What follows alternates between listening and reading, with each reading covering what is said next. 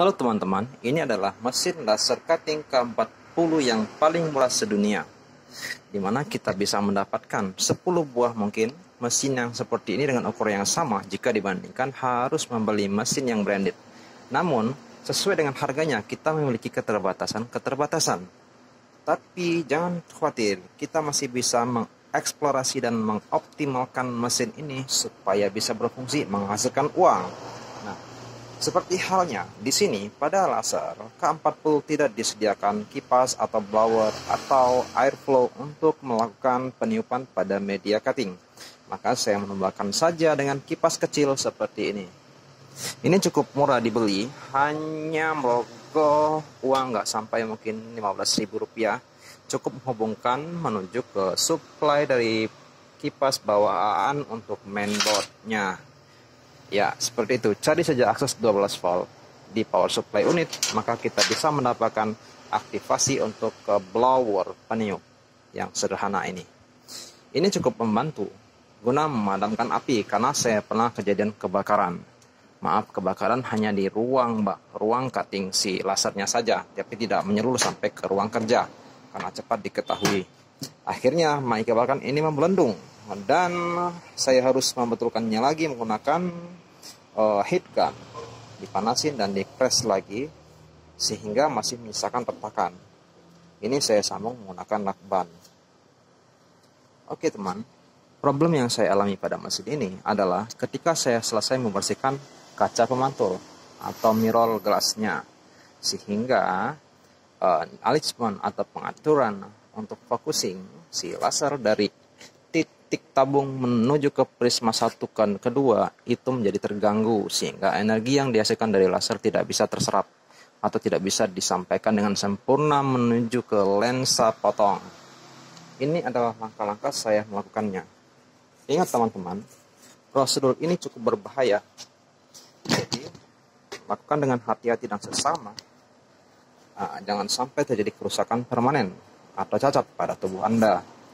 Hindari penggunaan mata secara langsung yang menghadap ke bagian laser area.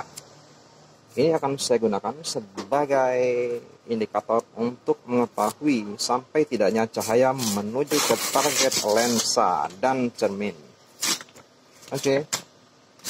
Pertama saya akan menguji mirror yang pertama. Ini bisa dicoba seperti ini.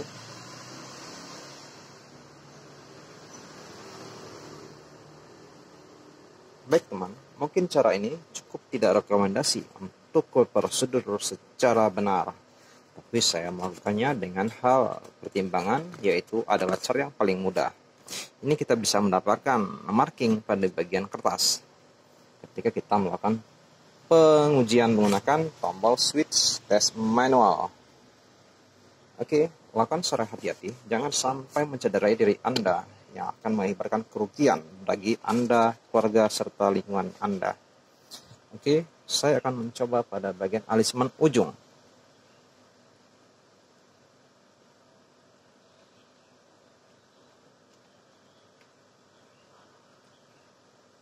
Oke, saya mendapatkan marking.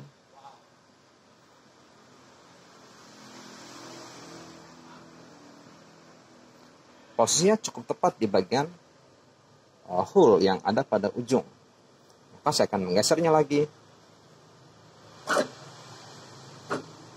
Oke, di sini terdapat pengaturan yang bisa kita setel untuk mengalahkan fokus sinar laser tadi. Ups. Buka apa? Oke.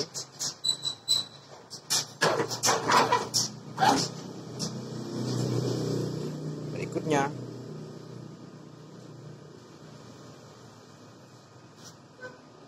Dewan. Bentar ya. Oke. Kita akan melakukan penyetelan.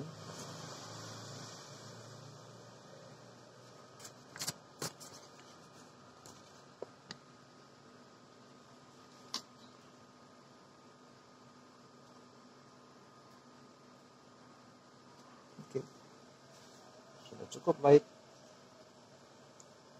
Tinggal bagian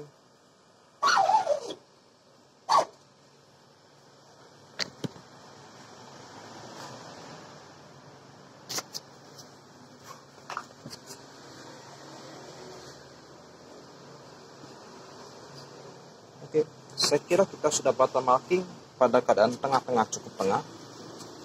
Dan kita akan menguji untuk end pointnya, yaitu bagian poin terakhir setelah melewati lensa. Oke, disedapkan markingnya, artinya sinar sudah diarahkan menuju ke lensa dengan baik. Oke, dapat marking lagi. Dan yang terakhir pada sisi bagian atas seperti ini. Oke, artinya marking yang didapatkan sudah sangat fokus, yaitu titik-titik saja. Titik-titik saja. Berbeda ketika marking yang didapatkan dalam hal perjalanan traveling sinar pada keadaan si pemantul kaca atau gelas pemantul.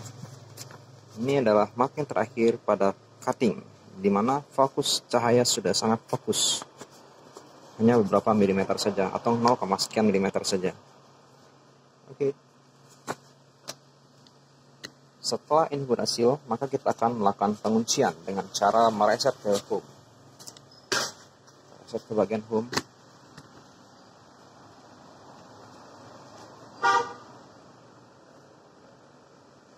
Tekan tombol reset pada mesin. Dan mesin akan melakukan traveling menuju ke titik 0.0. Oke, demikian video saya, semoga bermanfaat.